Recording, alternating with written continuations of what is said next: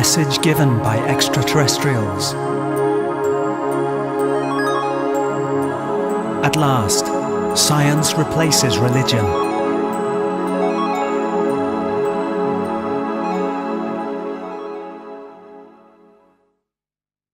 Book 1. The book which tells the truth.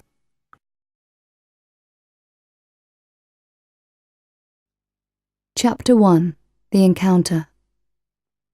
Ever since I was 9 years old, I had but one passion: motor racing. I founded a specialist motorsport magazine in 1970, simply to be able to live in the environment of a sport where man is constantly trying to surpass himself while striving to surpass others. Since my early childhood, I had dreamt of one day being a motor racing driver, following in the footsteps of someone as famous as Fangio. Thanks to contacts made through the magazine I founded, I was given the opportunity to race, and about 10 trophies now adorn my apartment as a result of those races. On 13th of December 1973, however, I went to a volcano overlooking Clermont-Ferrand in central southern France. I went more to get a breath of fresh air than to take a drive in my car. My legs were itching after a full year following the races from circuit to circuit, almost always living on four wheels, so to speak. The air was cool at the time, and the sky rather grey with a background mist. I walked and jogged a little and left the path where my car was parked, aiming to reach the centre of the crater called Puy de la Solace, where I often went for picnics with my family in the summer. What a superb and breathtaking place it was, to think that thousands of years ago, right where my feet were standing, lava had spurted out at incredibly high temperatures. Decorative volcanic bombs can still be found among the debris. The stunted vegetation resembled that of Provence in France, but without the sunshine. I was just about to leave, and looked for the last time towards the top of the circular mountain, which was formed by an accumulation of volcanic slag. It reminded me how many times I had slid down those steep slopes as if I was on skis. Suddenly, in the fog, I saw a red light flashing. Then a sort of helicopter was descending towards me. A helicopter, however, makes a noise, but at that moment I could hear absolutely nothing, not even the slightest whistle. A balloon maybe. By now, the object was about 20 meters above the ground, and I could see it had a somewhat flattened shape. It was a flying saucer. I had always believed in their existence, but I had never dreamt I would actually see one. It measured some 7 meters in diameter, about 2.5 meters in height, was flat underneath and cone-shaped. On its underside, a very bright red light flashed, while at the top, an intermittent white light reminded me of a camera flash cube. This white light was so intense that I could not look at it without blinking. The object continued to descend without the slightest noise until it stopped and hovered motionless about 2 meters above the ground. I was petrified and remained absolutely still. I was not afraid, but rather filled with joy to be living through such a great moment. I bitterly regretted not having brought my camera with me. Then, the incredible happened. A trapdoor opened beneath the machine and a kind of stairway unfolded to the ground. I realized that some living being was about to appear, and I wondered what it was going to look like. First 2 feet appeared, then 2 legs, which reassured me a little since apparently I was about to meet a man. In the event, what at first I took to be a child came down the stairway and walked straight towards me. I could see then this was certainly no child, even though the figure was only about 4 feet, 1.2 meters tall. His eyes were slightly almond-shaped, his hair was black and long, and he had a small black beard. I still had not moved, and he stopped about 10 meters away from me. He wore some sort of green one-piece suit, which covered his entire body, and although his head seemed to be exposed, I could see around it a strange sort of halo. It was not really a halo, but the air about his face shone slightly and shimmered. It looked like an invisible shield, like a bubble, so fine that you could barely see it. His skin was white with a slightly greenish tinge, a bit like someone with liver trouble. He smiled faintly, and I thought it best to return his smile. I felt rather ill at ease, so I smiled and bowed my head slightly in greeting. He answered with the same gesture. Thinking that I had to find out if he could hear me, I asked, "Where do you come from?" He answered in a strong, articulate voice that was slightly nasal, "From very far away." "Do you speak French?" I inquired. I speak all the languages of the earth. Do you come from another planet? Yes, he replied. As he spoke, he moved closer and stopped about 2 meters from me. Is this the first time you have visited the earth? Oh no. Have you been here often? Very often, to say the least. Why did you come here today? To talk to you. To me? Yes, to you, Claude Varian, editor of a small motorsport magazine, married and father of 2 children. How do you know all that? We've been watching you for a long time. Why me? This is precisely what I want to tell you. Why did you come here on this cold winter morning? I don't know. I felt like walking in the fresh air. Do you come here often? In the summer, yes, but almost never in this season. So, why did you come today? Had you planned this walk for a long time? No, I don't really know. When I woke up this morning, I suddenly had an urge to come here. You came because I wanted to see you. Do you believe in telepathy? Yes, of course. It's something I've always been interested in, as well as the subject of flying saucers, but I never thought I'd see one myself. Well, I used telepathy to get you to come here, because I have many things to tell you. Have you read the Bible? Yes, but why do you ask? Have you been reading it for a long time? No, as a matter of fact, I bought it only a few days ago. Why? I really don't know. Suddenly I had an urge to read it. Again, I used telepathy to make you decide to buy it. I have chosen you for a very difficult mission, and I have many things to tell you. So come into my craft where we can talk more comfortably. I followed him, climbing up the small staircase beneath the machine, which on closer inspection looked more like a flattened bell with a full and bulging underside. Inside it, 2 seats faced one another, and the temperature was mild even though the door was still open. There was no lamp, but natural light emanated from everywhere. There were no instruments like those you find in an aircraft cockpit. The floor was made of a sparkling alloy, which was slightly bluish. The chairs were colourless and translucent, but very comfortable, and made from one piece of material. I sat on the larger one that was set closer to the floor, so that the face of the little man sitting in front of me was at the same level as mine. He touched a spot on the wall, and the whole machine became transparent, except for its top and bottom. It was like being in the open air, but the temperature was mild. He invited me to take off my coat, which I did, and then he started to speak. You regret not having brought your camera so that you could have talked about our meeting to the whole world with proof in your hands. Yes, of course. Listen to me carefully. You will tell human beings about this meeting, but you will tell them the truth about what they are and about what we are. Judging from their reactions, we will know if we can show ourselves freely and officially. Wait until you know everything before you start speaking publicly.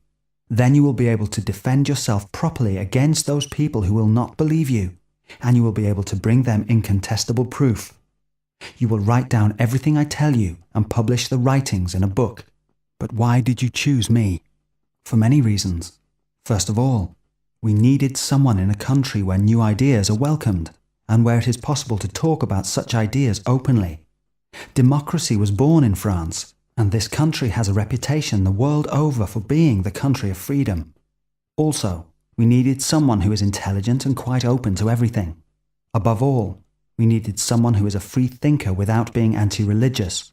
Because you were born of a Jewish father and a Catholic mother, we consider you to be an ideal link between 2 very important peoples in the history of the world. Besides, your activities do not in any way predispose you to making incredible revelations, and this will make your words all the more believable. Since you are not a scientist, you will not complicate things and will explain them simply. Not being a literary man, you won't compose elaborate sentences, which are difficult to read for a great many people. Finally, we decided to choose someone who was born after the first atomic explosion in 1945, and you were born in 1946. We have in fact been following you since your birth, and even before. This is why we have chosen you. Do you have any other questions? Where do you come from? From a distant planet, about which I will tell you nothing for fear that men of the earth might be unwise enough to disturb our peace. Is your planet very far away? Very far. When I tell you the distance, you will understand that it is impossible to reach it with your present level of scientific and technical knowledge. What are you called? We are people like you, and we live on a planet similar to Earth. How long does it take you to come here? As long as it takes to think about it. Why do you come to Earth? To monitor and watch over the development of humanity. Human beings on Earth are the future. We are the past. Are there many people on your planet? There are more people than on yours. I would like to visit your planet, can I? No. First of all, you couldn't live there because the atmosphere is different from yours, and you have not been trained for such a journey. But why meet here? Because the crater of a volcano is an ideal place away from irksome people. I shall leave you now. Come back tomorrow at the same time with the Bible and something to take notes with. Do not bring any metallic objects and speak to no one of our conversation. Otherwise, we will never meet again. He handed me my coat, let me climb down the ladder and waved his hand. The ladder folded up and the door closed without a sound. Still without making the slightest murmur or any whistling sound, the craft rose gently to a height of about 400 meters, then disappeared into the mist.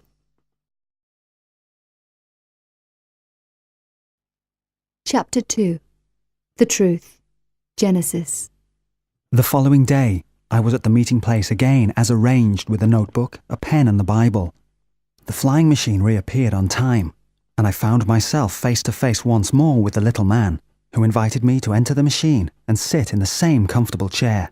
I had spoken to nobody about all this, not even to my closest friends, and he was happy to learn that I'd been discreet. He suggested I take notes, and then he started to speak. A very long time ago on our distant planet, we had reached a level of technical and scientific knowledge comparable to that which you will soon reach. Our scientists had started to create primitive embryonic forms of life, namely living cells in test tubes. Everyone was thrilled by this. The scientists perfected their techniques and began creating bizarre little animals, but the government, under pressure from public opinion, ordered the scientists to stop their experiments for fear they would create monsters which would become dangerous to society. In fact, one of these animals had broken loose and killed several people. Since at that time, interplanetary and intergalactic explorations had also made progress, the scientists decided to set out for a distant planet where they could find most of the necessary conditions to pursue their experiments. They chose Earth, where you live. Now, I would like you to refer to the Bible, where you will find traces of the truth about your past. These traces, of course, have been somewhat distorted by successive transcribers who could not conceive of such high technology and could therefore only explain what was described as being a mystical and supernatural force. Only the parts of the Bible that I will translate are important. Other parts are merely poetic babblings of which I will say nothing. I'm sure you can appreciate that, thanks to the law which said that the Bible had always to be recopied without changing even the smallest detail. The deepest meaning has remained intact throughout the ages, even if the text has been larded with mystical and futile sentences. So, let us start with the first chapter of the book of Genesis. In the beginning, Elohim created the heaven and the earth. Genesis 1, verse 1. Elohim, translated without justification in some Bibles by the word God, means in Hebrew, those who came from the sky. And furthermore, the word is a plural. It means that the scientists from our world searched for a planet that was suitable to carry out their projects. They created, or in reality discovered the Earth, and realized it contained all the necessary elements for the creation of artificial life, even if its atmosphere was not quite the same as our own. And the spirit of Elohim moved across the waters. Genesis 1, verse 2. This means the scientists made reconnaissance flights, and what you might call artificial satellites were placed around the Earth to study its constitution and atmosphere. The Elohim saw that the light was good. Genesis 1, verse 4. To create life on Earth, it was important to know whether the sun was sending harmful rays to the Earth's surface, and this question was fully researched. It turned out that the sun was heating the Earth correctly without sending out harmful rays. In other words, the light was good. There was a night and there was a morning, the first day. Genesis 1, verse 5. This research took quite some time. The day mentioned here corresponds to the period in which your sun rises under the same sign on the day of the vernal equinox. In other words, about 2,000 years on Earth. He divided the waters under the heavens from the waters above the firmament. Genesis 1, verse 7. After studying the cosmic rays above the clouds, The scientists descended below the clouds but stayed above the waters. That means they were between the clouds, the waters above the firmament, and the ocean covering the whole planet, the waters under the heavens. Let the waters under the heavens be gathered together into one place, and let dry land appear. Genesis 1, verse 9. After they studied the surface of the ocean, they studied the seabed and determined that it was not very deep and fairly even everywhere. So then, by means of fairly strong explosions, which acted rather like bulldozers, they raised matter from the bottom of the seas and piled it up into one place to form a continent. Originally, there was on Earth only one continent, and your scientists have recently acknowledged that all the continents, which have drifted apart over many years, used to fit perfectly into one another to form one landmass. Let the earth grow vegetation, grass and trees which have in them their own seed according to their species. Genesis 1 verse 11. In this magnificent and gigantic laboratory, they created vegetable cells from nothing other than chemicals, which then produced various types of plants. All their efforts were aimed at reproduction. The few blades of grass they created had to reproduce on their own. The scientists spread out across this immense continent in small research teams. Every individual created different varieties of plants according to their inspiration and the climate. They met up at regular intervals to compare their research and their creations. The people back on their own planet followed their progress from afar with passion and amazement. The most brilliant artists came and joined the scientists in order to give some plants purely decorative and pleasing roles, either through their appearance or their perfume. Let there be lights in the heavens to separate the day from the night, and let them be used as signs for the seasons, for the days and for the years. Genesis 1 verse 14. By observing the stars and the sun, they could measure the duration of the days, the months, and the years on Earth. This helped them regulate their life on the new planet, so different from their own, where days and years did not have the same duration. Research in astronomy enabled them to locate themselves precisely and to understand the Earth better. Let the waters teem with an abundance of living animals, and let the birds fly above the earth. Genesis 1, verse 20. Next, they created the first aquatic animals, from plankton to small fish, then very large fish. They also created seaweed to balance this little world, so that the small fish could feed on it and the bigger fish could eat the small fish in turn. Thus, a natural balance would be established, and one species would not destroy another species in order to survive. This is what you now refer to as ecology, and that was achieved successfully. The scientists and artists met often and organized competitions to determine which team had created the most beautiful or most interesting animals. After the fish, they created birds. This was done under pressure, it must be said, from the artists, who went out of their way to create the most stunning forms with the craziest colors. Some of them had great trouble flying because their beautiful feathers were very cumbersome. The contests went even further, embracing not only physical characteristics, but also the behavior of these animals, particularly the wonderful dances of their mating rituals. Some other groups of scientists created frightful animals, veritable monsters, which proved right those people who had opposed the creation plans on their own planet. These were dragons, or what you call dinosaurs and brontosaurs. Let the living animals emerge from the earth according to their species, livestock, reptiles and wild animals, according to their species. Genesis 1 verse 24. After marine organisms and birds, the scientists created land animals on a planet where the vegetation had by now become magnificent. There was plenty of food for the herbivores. These were the first land animals which were created. Later, they created carnivores to balance the herbivorous population. Here too the species had to maintain equilibrium.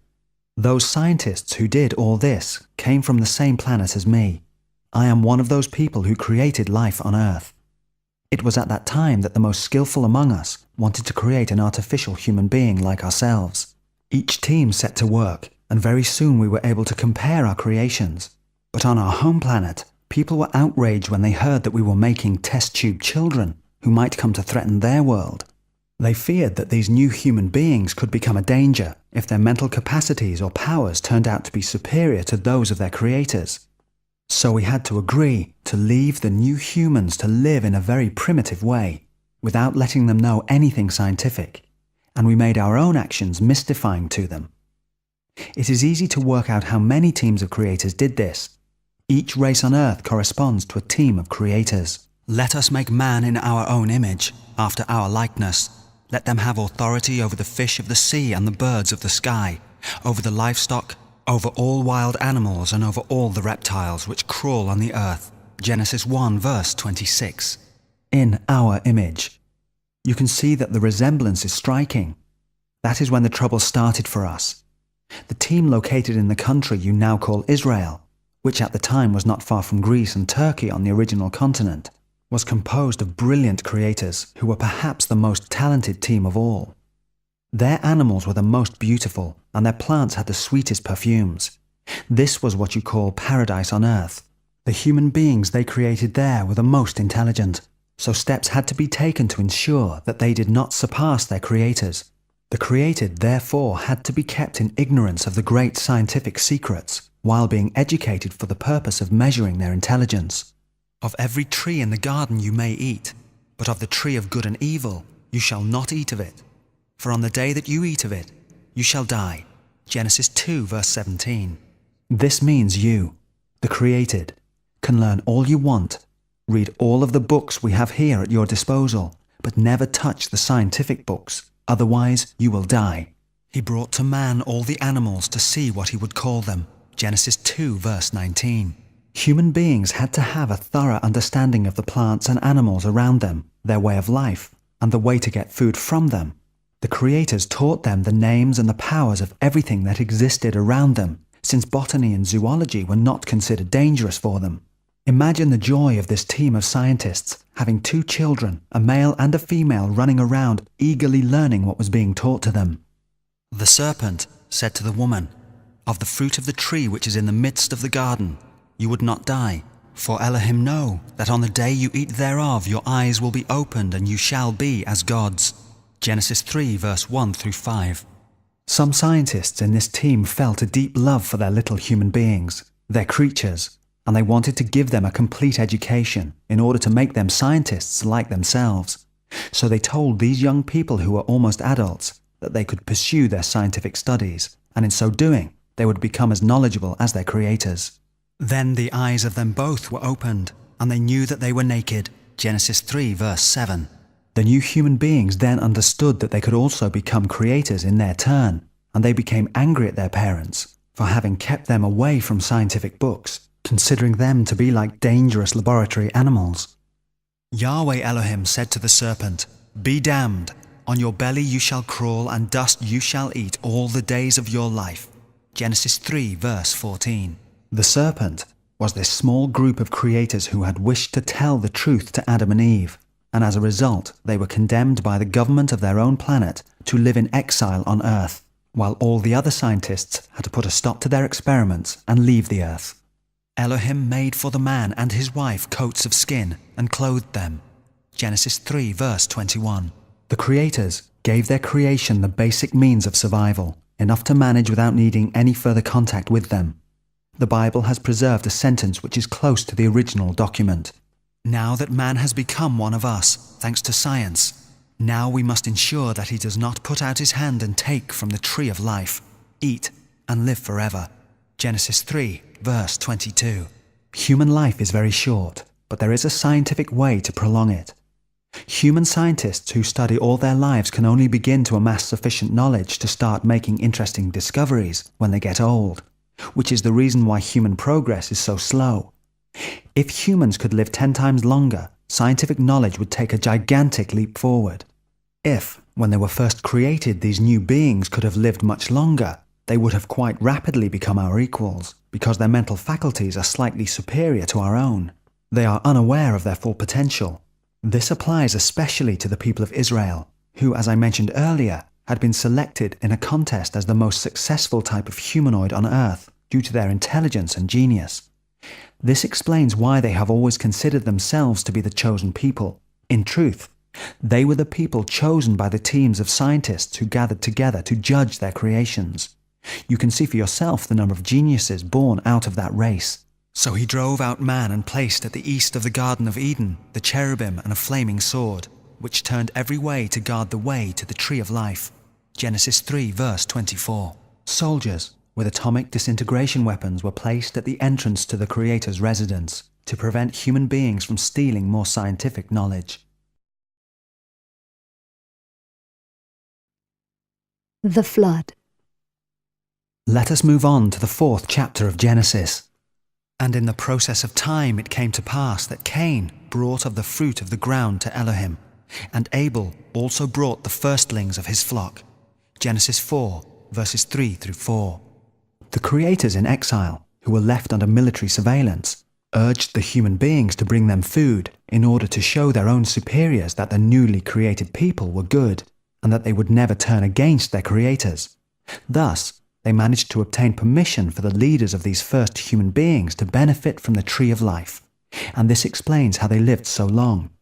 Adam lived for 930 years, Seth for 912 years, and Enos for 905 years, and so on, as is stated in Genesis chapter 5 verses 1 through 11. When man began to multiply on the face of the earth, and daughters were born unto them, the sons of Elohim saw the daughters of men were beautiful. They took them as wives of all they had chosen. Genesis 6 verse 2. The creators living in exile took the most beautiful daughters of humanity and made them their wives. My spirit shall not always strive with man, for he is also flesh, yet his days shall be 120 years. Genesis 6 verse 3. Longevity is not hereditary, and much to the relief of the authorities on the distant planet, the children of the new human beings did not automatically benefit from the tree of life. Thus the secret of life was lost, and mankind's progress was slowed down.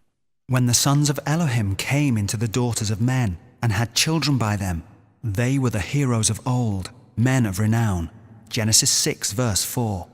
There you have proof that the creators could have intercourse with the daughters of humanity, whom they had created in their own image, and in so doing produced exceptional children. These actions seemed very dangerous to people on the distant planet. The scientific progress on Earth was fantastic, and they decided to destroy what had been created.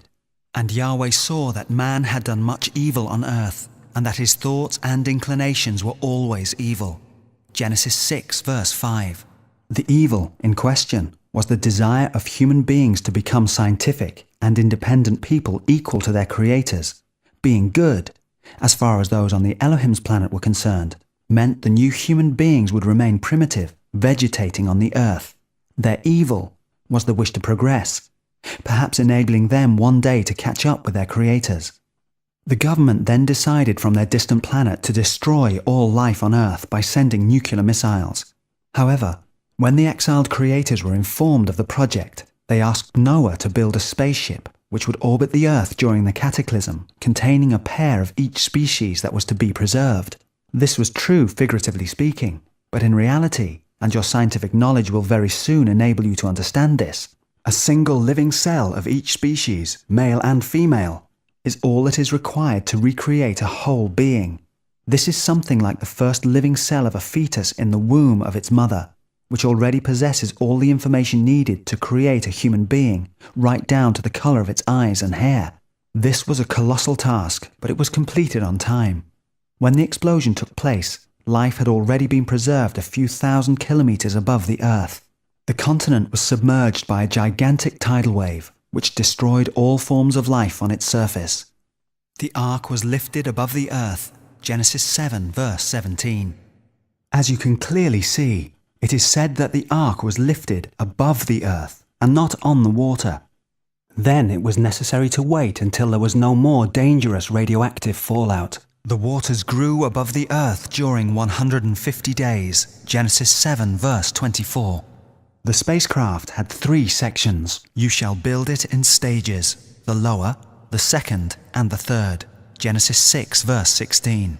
Later, it landed on Earth, and besides Noah, it carried a couple from each race of human beings on the Earth. Elohim remembered Noah. A wind blew across the earth and the waters became still. Genesis 8 verse 1. After monitoring the level of radioactivity and dispersing it scientifically, the creators told Noah to release the animals to see if they could survive in the atmosphere. This operation was successful, and they were able to venture out into the open air. The creators then asked the human survivors to work and multiply, and show their gratitude to their benefactors who had created them and saved them from destruction. Noah agreed to give a portion of their harvest and their cattle to the creators to ensure they survived. Noah built an altar for Elohim and took all the pure beasts and all the pure birds, and he made an offering on the altar. Genesis 8 verse 20. The creators were happy to see that humans wished them well, and they promised never to try to destroy their creation again. They understood that it was only normal for them to want to progress scientifically. Every inclination of man's heart is evil. Genesis 8 verse 21. Each race of humanity was then returned to its original place of creation, and each animal was recreated from the cells which had been preserved aboard the ark. From them came the separated nations on earth after the flood. Genesis 10 verse 32.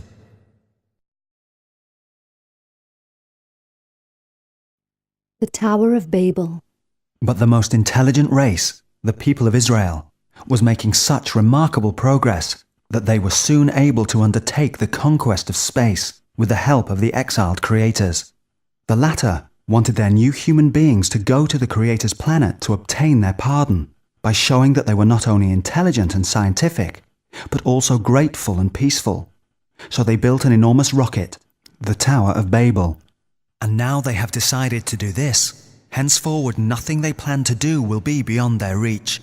Genesis 11 verse 6. The people on our planet became frightened when they heard about this. They were still observing the earth and knew that life had not been destroyed. Let us go down there and confuse their speech, so that they will not understand what they say to one another. So Yahweh scattered them from there all over the earth. Genesis 11 verse 7. So they came and took the Jews who had the most scientific knowledge and scattered them all over the continent among primitive tribes in countries where nobody could understand them because the language was different, and they destroyed all their scientific instruments.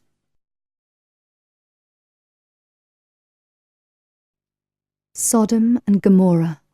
The exiled creators were pardoned and allowed to return to their original planet, where they pleaded the case of their magnificent creation. As a result, everyone on the distant planet fixed their eyes on the earth because it was inhabited by people they had themselves created. But among the humans who had been dispersed on earth, a few nursed a desire for vengeance. So they gathered in the towns of Sodom and Gomorrah, and having managed to salvage a few scientific secrets, they prepared an expedition aimed at punishing those who had tried to destroy them. Consequently, the creators sent 2 spies to investigate what was going on. And there came 2 angels to Sodom in the evening. Genesis 19 verse 1. Some humans tried to kill them, but the spies managed to blind their attackers with a pocket atomic weapon. And they smote them with blindness, both small and great. Genesis 19 verse 11. They warned those who were peaceful to leave the town because they were going to destroy it with an atomic explosion. Leave this place, for Yahweh is going to destroy the city. Genesis 19 verse 14. As the people were leaving town, they were in no particular hurry because they did not realize what an atomic explosion could mean. Flee for your lives, do not look back, and do not stop anywhere. Genesis 19 verse 17. And the bomb fell on Sodom and Gomorrah. Then Yahweh rained down fire and brimstone from the skies of Sodom and Gomorrah. He overthrew those cities and destroyed all the plain, and all inhabitants of the cities, and that which grew upon the ground. But Lot's wife looked back, and she became a pillar of salt. Genesis 19, verse 24 through 26. As you now know, burns caused by an atomic explosion kill those who are too near and make them look like salt statues.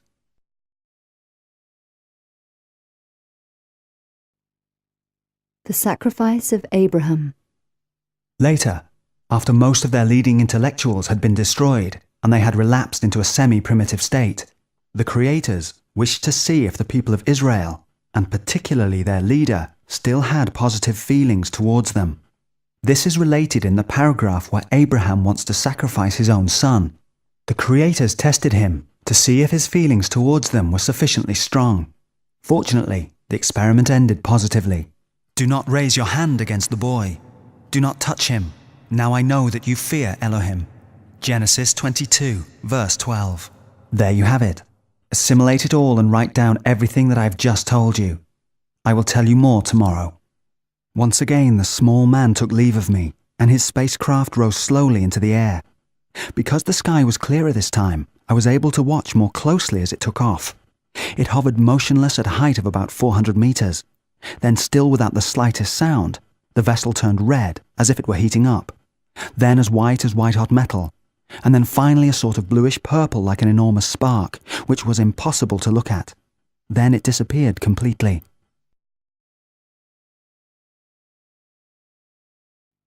Chapter 3. Watching over the chosen people. Moses. The next day, I again met with my visitor, and he immediately continued his story. In Genesis, chapter 28, there is another description of our presence. A ladder which rested upon the ground, with its top reaching to heaven, and the angels of Elohim were going up and down upon it. Genesis 28, verse 12. Because of the destruction of centers of progress such as Sodom and Gomorrah, and the elimination of the most intelligent individuals, human beings had lapsed back into a primitive state, and had begun, rather stupidly, to adore pieces of stone and idols, forgetting those who had really created them. Put away the strange gods that are among you. Genesis 35, verse 2. In Exodus, we appeared to Moses, and the angel of Yahweh appeared unto him in a flame of fire out of the midst of a bush. And behold, the bush burned with fire, and the bush was not consumed. Exodus 3, verse 2. A rocket landed in front of him, and his description corresponds to what a Brazilian tribesman might say today, if we were to land before him in a flying vessel, illuminating the trees without burning them. The people chosen as the most intelligent had lost their most brilliant minds, and had become slaves to neighbouring tribes who were more numerous since they had not undergone the same destruction. It was thus necessary to restore dignity to the people of Israel by returning their land to them. The beginning of Exodus describes all that we had to do to help liberate the people of Israel. Once freed, we guided them to the country which we had destined for them. And Yahweh went before them by day in a pillar of cloud, to lead them the way, and by night in a pillar of fire, to give them light to go by day and night. Exodus 13, verse 21. In order to slow down the march of the Egyptians who had started to pursue them, the pillar of the cloud went before their face and stood behind them, and it was a cloud and darkness to one side, but it gave light by night to the other. Exodus 14, verse 19 through 20. The smoke emitted behind the people of Israel made a curtain, which slowed down their pursuers. Then the crossing of the water was made possible by a repulsion beam, which cleared a passageway, and made the sea dry land, and the waters divided. Thus Yahweh saved Israel. Exodus 14, verses 21 and 30. While they were crossing the desert, the chosen people began to feel hungry. Upon the face of the wilderness, fine flakes appeared, fine hoarfrost on the ground.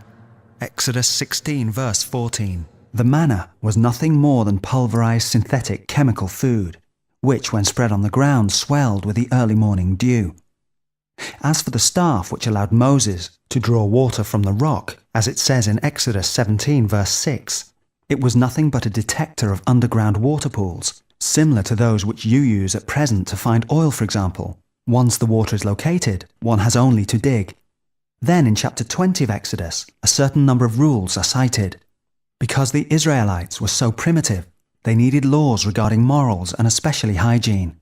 These were outlined in the commandments. The creators came to dictate these laws to Moses on Mount Sinai, and they arrived in a flying vessel. There were thunders and lightning, and thick cloud upon the mount, and the voice of a trumpet exceedingly loud. And Mount Sinai was altogether in smoke, because Yahweh descended upon it in fire. And the smoke thereof ascended as the smoke of a furnace, and the whole mount quaked greatly, and the voice of the trumpet sounded long and waxed louder and louder. Exodus 19, verses 16 through 19. The creators were afraid of being invaded or maltreated by human beings. It was therefore essential that they be respected, even venerated, so that they would be in no danger. The people cannot come up Mount Sinai, but let not the priests and the people break through to come unto Yahweh, for fear that he may break out against them. Exodus 19, verse 23 through 24. Also it was written, And Moses alone shall come near Yahweh, but the elders of Israel and the people may not go up with him at all. Exodus 24 verse 2. They saw the God of Israel. Under his feet there was, as it were, a pavement of sapphire, clear blue as the heavens. Exodus 24 verse 10. There you have the description of the pedestal upon which one of the creators presented himself, and it was made of the same bluish alloy as the floor of the machine in which we are now sitting. And the sight of the glory of Yahweh was like the devouring fire on the top of the mount. Exodus 24 verse 17. Here you have a description of the glory, in reality the flying vessel, and as you have already noticed, upon takeoff it has a coloration similar to fire. This team of creators was going to live on earth for some time, and they wished to eat fresh food. That is why they asked the Israelites to bring them fresh provisions regularly, and also riches which they wanted to take back to their own planet. I suppose you might call it colonization. You shall accept whatever contribution each man shall freely offer. This is what you shall accept: gold, silver, copper, violet, purple and scarlet yard. Exodus 25 verse 2 through 4. They also decided they would like to live more comfortably, so they asked the human beings to build them a residence according to plans they had drawn up. The plans are described in chapter 26 of the book of Exodus. In this residence, they would meet the representatives of the people. It was a meeting place where people brought food and gifts as a pledge of submission. He entered the tent of the meeting place. When Moses entered it, the pillar of cloud came down and stayed at the entrance to the tent while Yahweh spoke with Moses. And Yahweh would speak to Moses face to face, as one man speaks to another. Exodus 33 verses 8 through 11. Just as today I can speak to you as you can speak to me, man to man. My face you cannot see, for no man may see me and live. Exodus 33 verse 20. There you have a reference to the difference in atmosphere between our planets. Humans cannot see their creators unless the latter are protected by a pressurized suit, because the terrestrial atmosphere is not suitable for them. If you came to our planet, you would see the creators without a spacesuit, but you would die because the atmosphere is not suitable for you. The entire beginning of Leviticus explains how the food offered to the creators had to be brought to them. For example, in Leviticus 21 verse 17, it says, "No man among your descendants for all time who has any physical defect shall come to present food to his God." This is obviously to prevent sick or deformed people, who were symbols of failure and therefore unbearable to the eyes of the creators, from presenting themselves before them. In the book of Numbers 11 verses 7 through 8, there is a very precise description of the manna which your chemists could very easily produce. And the manna looked like coriander seed, the colour of gum resin. The taste of it was as the taste of fresh oil. This manna was nothing more than a chemical food, but the creators preferred fresh fruits and vegetables. They will bring unto Yahweh the first ripe fruits of all produce in their land. Numbers 18 verse 13. Later, the creators taught human beings how to inject themselves to treat snake bites. Make a fiery serpent and set it upon a pole so that anyone bitten could look at it and live. Numbers 21 verse 8. As soon as someone was bitten, he looked at the serpent of brass. That is to say, a syringe was brought to him so that he could be injected with serum. Finally, the journey which led the chosen people to the promised land came to an end. Following the advice of the creators, they destroyed the idols of the local primitive people and took over their territories. You will destroy all their melted metal statues, and you will possess the country. Numbers 33, verses 52 through 53. The chosen people finally reached their promised land. Because he loved your fathers, he has chosen your race after them. Deuteronomy 4, verse 3 and 7. In the book of Joshua, chapter 3, verse 15, we read about the crossing of the Jordan. When the priests carrying the ark reached the Jordan, the water coming down from upstream was brought to a standstill. It piled up like a bank for a long way back. The waters were completely cut off and the people crossed over opposite Jericho. Thus the creators helped the chosen people cross without getting their feet wet, just as they had done in their escape from the Egyptians by using the same water repulsion ray. The trumpets of Jericho. At the end of chapter 5 in the book of Joshua, there is a meeting between a military creator and the chosen people regarding the resistance of the city of Jericho. I am here as captain of the army of Yahweh. Joshua 5 verse 14. A military consultant was sent to the Jewish people to assist them in the siege of Jericho. It is easy to understand how the walls were knocked down. You know that the very high voice of a singer can crack a crystal glass. By using highly amplified supersonic waves, one can knock down a brick wall. This is what was done, using a very complicated instrument which the Bible calls a trumpet. When they make a long blast with a ram's horn, and when you hear the sound of the trumpet, the walls of the city shall fall down flat. Joshua 6 verse 5. At a given moment, the supersonic waves were emitted in a synchronized way, and the walls fell down. A little later, some real bombing took place. Yahweh hurled great hailstones at them out of the sky, and more died from the hailstones than the Israelites slew by the sword. Joshua 10 verse 11. This full-scale bombing, as indicated, killed more people than the swords of the Israelites. One of the most misunderstood passages is in Joshua chapter 10 verse 13, where it is stated, "So the sun stood still, and the moon halted until the people had avenged themselves upon their enemies." This simply means that it was a flash war, which lasted only one day. In fact, it is stated later that the war occupied nearly a whole day. It was so short when you consider the extent of the lands conquered, that people thought the sun had stood still. In the book of Judges, chapter 6, verse 21, one of the creators is again in contact with a man called Gideon, who continues to supply him with food. The angel of Yahweh put forth the end of the staff that was in his hand, and touched the flesh and the unleavened cakes. And there rose up fire out of the rock, and consumed the flesh and the unleavened cakes. Then the angel of Yahweh departed out of his sight. The creators were unable to eat in the open air because of their pressurized suits, but if necessary, using a scientific technique, they could feed themselves by extracting the essentials from these offerings using a flexible tube or cane. The process radiates flames, which made people at the time think sacrifices to God were being made.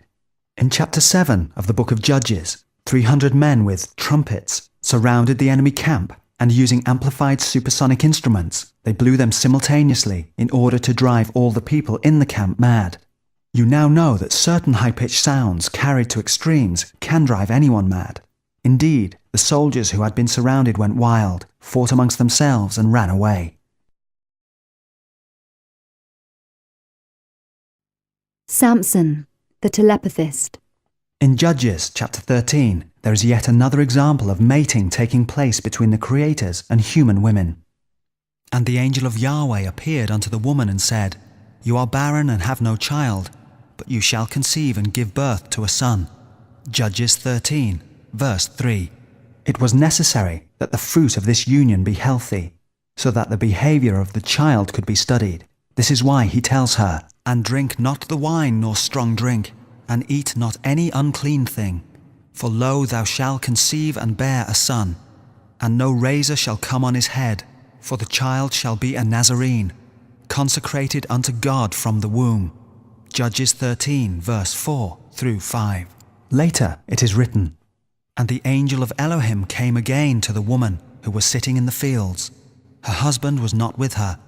Judges 13, verse 9. It is easy to imagine what happened during her husband's absence. It was an easy task for the scientists to cure her sterility. In this way, she was made aware that she was going to give birth to an exceptional individual, and that she should take the utmost care of her baby. It was wonderful for the creators to mate with the daughters of humanity. This enabled them to have sons ruling directly on Earth, where the atmosphere was not suitable for themselves. The point about not shaving off any hair is very important. The human brain is like a huge transmitter, capable of sending out a multitude of very accurate waves and thoughts. In fact, telepathy is nothing more than that. But this type of transmitter requires antennae, and the hair and beard are these antennae.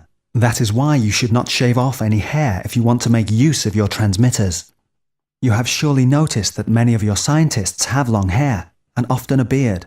Prophets and other wise people have them too. Now you can understand why. The child was born. It was Samson, whose story you know. He was able to communicate directly with God by telepathy, thanks to his natural antenna, his hair, and the creators could then help him during difficult moments and produce marvels to reinforce his authority. But when Delilah cut his hair, he could no longer ask for help. Then his eyes were gouged out by his enemies. But when his hair grew again, he regained his strength. That is to say, he could once again ask for help from the creators, who then demolished the temple where he was touching the columns. All of this was attributed to Samson's strength. In Samuel chapter 3, we find Elisha initiating Samuel into telepathy. The creators wanted to contact Samuel, and he thinks that Elisha is speaking to him. He hears voices. "Go lie down, and it shall be. If he calls thee, that thou shalt say, Speak, Yahweh, for thy servant heareth." 1 Samuel 3, verse 9. This is a little like the behavior of amateur radio operators, who might say, "Go ahead, I can hear you loud and clear," and the telepathic conversation begins. "Samuel, Samuel." And Samuel answered, "Speak, for thy servant heareth." 1 Samuel 3, verse 10 through 11. In the episode where David challenges Goliath, there is quite an interesting sentence which ends, "that he should defy the armies of the living God." 1 Samuel 17, verse 26. This shows the reality of the presence in that epoch of a quite tangible God. Telepathy as a means of communication between the creators and human beings was only possible when the Elohim were in proximity to the earth. When they were on their distant planet or elsewhere, they could not communicate in this way. For this reason, they set up a transmitter-receiver which was transported in the Ark of God, an apparatus containing its own atomic-powered cell. This is why in the first book of Samuel, chapter 5 and 6, when the Philistines stole the Ark, their idol Dagon lay face down on the ground nearby as the result of an electrical discharge caused by their clumsy mishandling of it. They also suffered radiation burns from the dangerous radioactive materials, and he afflicted them with tumors. 1 Samuel 5, verse 6. Even the Hebrew people, who had not taken precautions while handling the ark, were harmed. The oxen stumbled, and Huzzah reached out to the ark of God and took hold of it. Yahweh was angry with Huzzah and struck him down for his rash act, so he died there beside the ark of God. 2 Samuel 6, verses 6 through 7. The ark almost fell over, and Huzzah, trying to hold it up, touched a dangerous part of the machine and was electrocuted. In the first book of Kings, 1 Kings chapter 1 verse 50 and 1 Kings chapter 2 verse 28, we read in several places of individuals who caught hold of the horns of the altar. This refers to the manipulation of the transmitter-receiver levers, which was necessary when trying to communicate with the creators. The first residence to welcome the Elohim. The great King Solomon built a sumptuous residence in order to welcome the creators when they came to visit the earth. Yahweh said he resides in a cloud. I truly constructed a house for you. 1 Kings 8, verse 12 through 13. The glory of Yahweh has filled the house of Yahweh. 1 Kings 8, verse 11. The cloud filled the house of Yahweh. 1 Kings 8, verse 10. I shall reside among the sons of Israel. 1 Kings 6, verse 13. So the creators lived in a cloud, or rather in a vessel that orbits above the clouds. Imagine trying to make primitive people understand that. A man of God sent by Yahweh came from Judah to Bethel. He said, "The altar will be split apart." Jeroboam stretched his hand from the altar and said, "Seize him." But the hand he stretched out shriveled up so he could not pull it back, and the altar split apart. 1 Kings 13, verse 1 through 5. With the help of an atomic disintegrator, one of the creators destroyed the altar and burned the hand of the man who did not show respect for the creators. He returns to one of the Elohim's terrestrial camps by another route, to keep their whereabouts secret. Do not return again by the same way that thou camest. So he went by another way. 1 Kings 13, verse 10. In 1 Kings chapter 17, verse 6, there is an example of the radio control of animals through the use of electrodes, as you yourselves are beginning to discover. And the ravens brought him bread and flesh in the morning, and bread and flesh in the evening. At this time, following some of their own new discoveries, the creators decided to appear less frequently. They wanted to give human beings the opportunity to develop by themselves in order to see if they would reach the age of scientific knowledge unaided. So the creators began to use increasingly discreet means of communicating with humans, as in the method of feeding Elijah using homing ravens. This was the beginning of a gigantic experiment throughout the galaxy, in which several humanities are in competition. The creators decided to appear less often, while at the same time reinforcing the authority and reputation of their ambassadors, the prophets, by using miracles. That is to say, scientific means which were then incomprehensible to the people of that era. Look, your son is alive. Now by this I know that thou art a man of God. 1 Kings 17, verse 23 through 24. Elisha had healed a young child who was dying. Later, he ordered 2 bull calves to be placed on logs at Mount Carmel, one to be consecrated to the idol Baal and the other to the creators. The one that would ignite by itself would represent the one true God. Obviously, at a moment agreed upon in advance between Elijah and the creators, the Elohim's chosen log burst into flames, even though the wood was wet. This was accomplished by a powerful beam similar to a laser, emitted from a vessel hidden in the clouds. Then the fire of Yahweh fell and consumed the whole offering, and the wood, and the stones, and the dust, and licked up the water that was in the trench. 1 Kings 18, verse 38.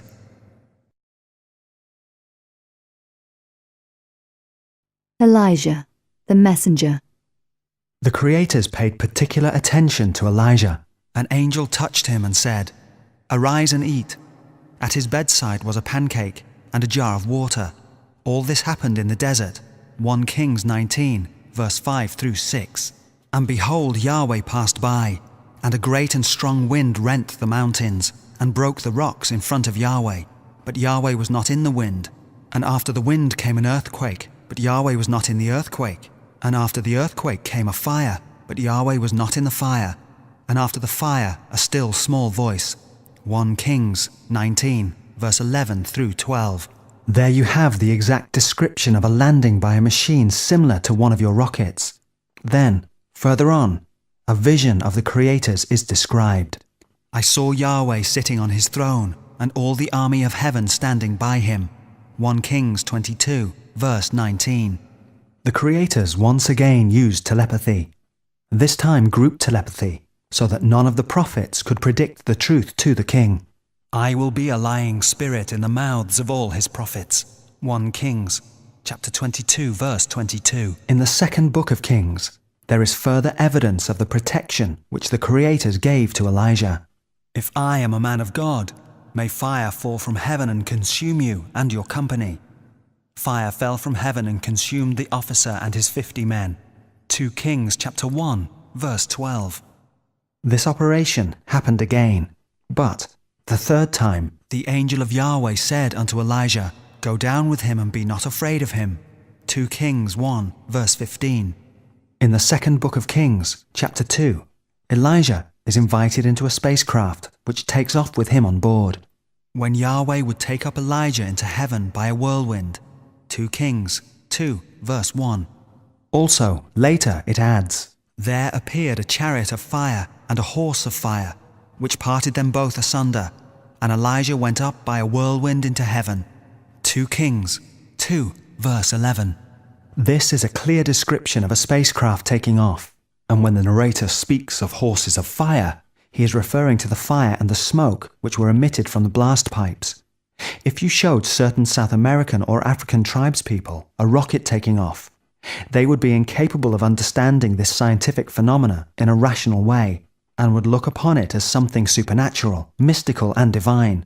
When returning to their tribes, they would speak of fire horses and chariots. Further on in the second book of Kings, chapter 4, verses 32 through 37, Elisha, like his father, performs a resurrection. He heals and brings back to life a child who was dead. This happens quite frequently nowadays, when mouth-to-mouth resuscitation and heart massage revives a person whose cardiac muscle has ceased to function. Then Elisha proceeds to multiply the bread. The multiplication of bread.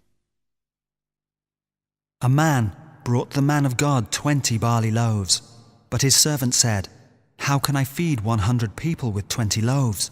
Elisha said, They will eat, and there will be some left over. So he set it before them, and they ate and left some over, as Yahweh had said.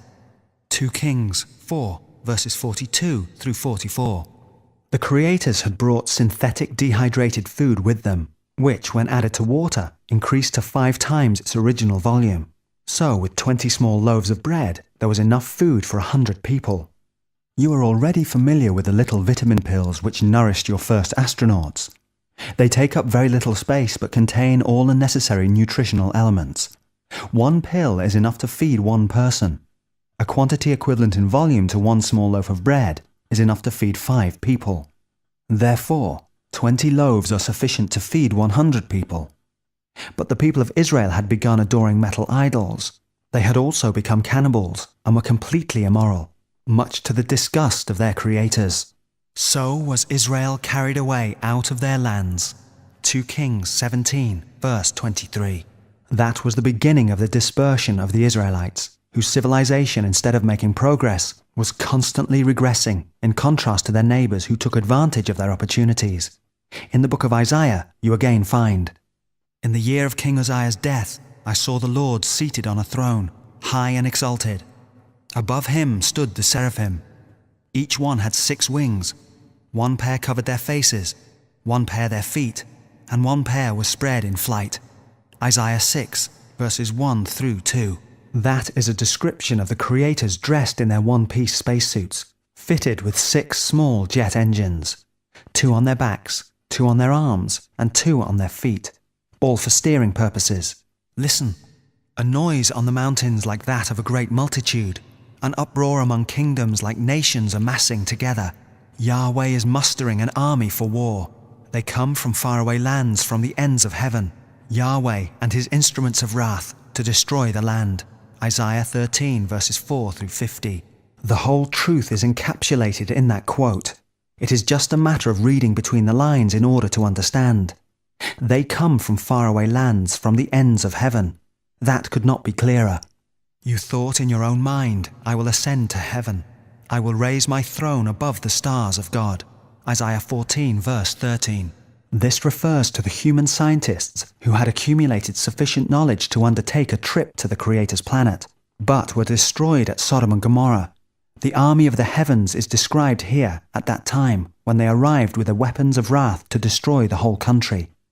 It was those human scientists of Sodom and Gomorrah who said, "I will rise above the cloud banks and will equal myself to the Most High." Isaiah 14, verse 14. But the destruction prevented humans from equaling their creators, the Most High. He made the world a wilderness. Isaiah 14, verse 17. The nuclear explosion is described further on. "For a cry is gone around the border of Moab, the howling thereof unto Eglaim, and unto the well of Beeralim, for the waters of Dimon are filled with blood." Isaiah 15, verse 8 through 9. A few were saved because they sheltered in bunkers. "Go, my people, enter your rooms and shut your doors behind you. Withdraw a brief while until the wrath has gone by." Isaiah 26, verse 20. The flying saucers of Ezekiel. It is in the book of Ezekiel, chapter 1, beginning at verse 4, that we find the most interesting description of one of our flying machines. "I looked and saw a windstorm coming out of the north, an immense cloud with flashing lightning and surrounded by brilliant light. The center of the fire looked like glowing metal, and in the fire was what looked like 4 living creatures. In appearance, their form was that of a man, but each had 4 faces and 4 wings. Their legs were straight, their feet were like those of a calf and gleamed like burnished bronze. Under their wings, on their 4 sides, they had the hands of a man. All 4 of them had faces and wings, and their wings touched one another. Each one went straight ahead. They did not turn as they moved. Their faces looked like this.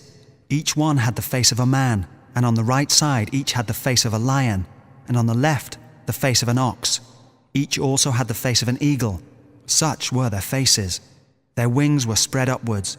Each had 2 wings, one touching the wing of another creature on either side, and 2 wings covering its body. Each one went straight ahead. Wherever the Spirit would go, they would go, without turning as they went. The appearance of the living creatures was like burning coals of fire, like torches. Fire moved back and forth among the creatures. It was bright and lightning flashed out of it. The creatures sped back and forth like flashes of lightning. As I looked at the living creatures, I saw a wheel on the ground beside each creature with its 4 faces. This was the appearance and structure of the wheels. They sparkled like chrysolite, and all 4 looked alike. Each appeared to be made like a wheel intersecting a wheel. As they moved, they would go in any one of 4 directions the creatures faced. The wheels did not turn about as the creatures went.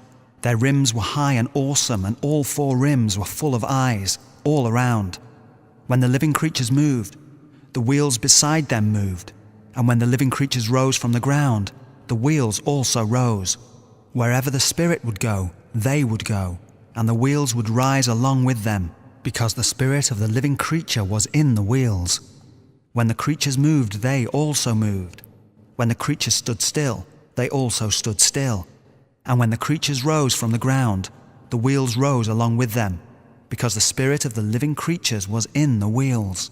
Spread out above the heads of the living creatures was what looked like an expanse, sparkling like ice and awesome. Under the expanse their wings were stretched out one towards the other, and each had 2 wings covering its body. When the creatures moved, I heard the sound of their wings, like the roar of rushing waters, like the voice of the Almighty, like the tumult of an army. When they stood still, they lowered their wings. Then there came a voice from above the expanse over their heads as they stood with lowered wings. Above the expanse over their heads was what looked like a throne of sapphire, and high above, on the throne, was the figure like that of a man. Ezekiel 1, verse 1 through 26. There you have a description which could not be more precise of the landing of the creators in their flying machines. The windstorm is the trace of smoke or vapor trail that present-day planes leave behind them at high altitudes. Then the machine appeared with its blinking light, the flashing lightning, and glowing metal. Later, 4 creatures appeared wearing anti-gravity suits with small directional jet engines attached. These are described as the wings on their metal suits, and their feet gleamed like burnished bronze. You have surely noticed how shiny the suits of your astronauts are. As for the flying saucers, or wheels, their appearance and their operation were not at all badly described, considering it is a primitive person who is speaking. As it were a wheel in the middle of a wheel, they turned not when they went. In the center of the flying saucer, very similar to the one in which we are now sitting, was the habitable section, the rim. All 4 rims were full of eyes all around. In the same way that our clothing has evolved, we no longer wear those cumbersome spacesuits.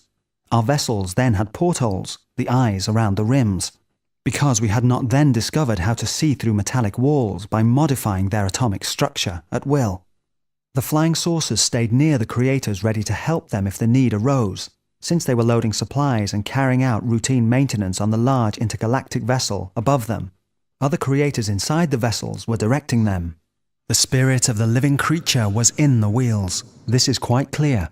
The suit described with its 4 portholes was similar to your first diving suits. Each of them had 4 faces, and they did not turn as they moved. The smaller saucers were something like your own LEMs, lunar excursion modules, small, short-range vehicles used for exploratory missions. Above them, the larger interplanetary vessel waited. Spread out above the heads of the living creatures was what looked like an expanse, sparkling like ice and awesome. Above the expanse over their heads was what looked like a throne of sapphire, and high above the throne was a figure like that of a man. Ezekiel 1 verse 26. The latter individual on the large vessel was supervising and coordinating the movements of the creators. Frightened by all this, Ezekiel fell flat on his face, because those mysterious events had to come from no one other than God. But one of the creators said to him, "Son of man, stand up and let me talk with you. Listen to what I say. Eat what I give you." Ezekiel 2, verse 1 and 7 and 8. This is an image, like the eating from the scientific tree of good and evil. It was intellectual food that he was given. In this case, it was a book. Then I saw a hand stretched out to me holding a scroll. It was written all over on both sides. There was writing on both sides, a very surprising thing at that time when usually only one side of a parchment was written on. Then the scroll is eaten. This means that Ezekiel absorbed its meaning.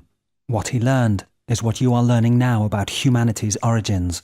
It was so exciting and comforting that he said, So I ate it, and it tasted as sweet as honey. Ezekiel 3, verse 3. Then Ezekiel is transported in the Creator's vessel to the place where he was to spread the good news. Then the Spirit lifted me up, and I heard behind me a loud rumbling sound. Ezekiel 3, verse 12. Further on, the prophet is transported once again by the Creator's flying machine. The Spirit lifted me up between the earth and the heaven, and in visions of God he took me to Jerusalem. Ezekiel 8, verse 3. Ezekiel noticed afterwards that beneath their wings the cherubims had hands like humans, and there appeared in the cherubims the form of a man's hand under their wings. Ezekiel 10, verse 8. While I watched, the cherubims spread their wings and rose from the ground, and as they went, the wheels went with them. Ezekiel 10, verse 19. Then the Spirit lifted me up and brought me. Ezekiel 11, verse 1. The glory of Yahweh went up from the midst of the city and stopped above the mountain, which was on the east side of the city. Afterwards, the Spirit took me up and brought me into Chaldea. Ezekiel 11, verses 23 through 24. There you have some of the many journeys of Ezekiel in the Creator's flying machines. Later, another experience is described. Yahweh set me down in the middle of the valley, which was full of bones. Ezekiel 37, verse 1. And there a miracle happens. The creators go on to resurrect human beings whose only remains are their bones. As mentioned earlier, each cell of a living being contains all the information to reconstruct it completely. All you have to do is place a single cell, for example from bone remains, in a machine, which provides all the living matter required to reconstruct that original being. The machine supplies the matter, and the cell supplies all the required information, just as a spermatozoon contains all the information necessary to create a living being in the first place, right down to the colour of the hair and eyes. Son of man, can these bones live? There was a noise, and behold a shaking. The sinews and the flesh came upon them, and the skin covered them. They came to life and stood upon their feet, an exceeding great army. Ezekiel 37, verse 3 through 10. All this is very easy to do, and you will do it someday. This is the origin of the ancient rituals in which elaborately protective sepulchres were built to bury great people, so that one day they may be brought back to life everlasting. This is part of the secret of the tree of life, the secret of eternity. In chapter 40, Ezekiel is again carried away in a spacecraft, which takes him into the presence of someone wearing a spacesuit. He took me there, and set me upon a very high mountain, on whose south side were some buildings that looked like a city. And behold, there was a man whose appearance was like bronze. Ezekiel 40, verse 2 through 3. This city is one of the earth bases that the creators used at that time. They were always located on very high mountains, so that the creators would not be disturbed by humans. The man whose appearance was like bronze is, of course, wearing a metallic suit. Similarly, due to our small stature, we were often mistaken for children or cherubs. The priests, in serving the creators in their terrestrial residence, the temple visited by Ezekiel, wore aseptic clothing when performing their duties, and those clothes always had to remain in the temple to avoid being contaminated by germs dangerous to the creators. When the priests have entered the holy place, they shall not enter the outer court without leaving behind the garments they have worn while performing their duties, for these are holy. Ezekiel 42, verse 14. They should have written, "For these garments are pure or sterile," but that was incomprehensible for primitive people, who deified all that was told or shown to them at that period. In Ezekiel chapter 43, the big vessel respectfully called the glory of God approached. And I saw the glory of God of Israel coming from the east. His voice was like the roar of rushing waters, and the land was radiant with his glory. Ezekiel 43, verse 2. The creators did not want to be disturbed, so they issued a directive.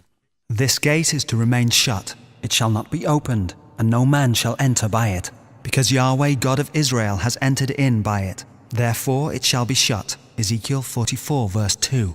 Only a prince is allowed to come and speak with the creators. The prince himself is the only one who may sit inside the gateway to eat in the presence of Yahweh. Ezekiel 44, verse 3.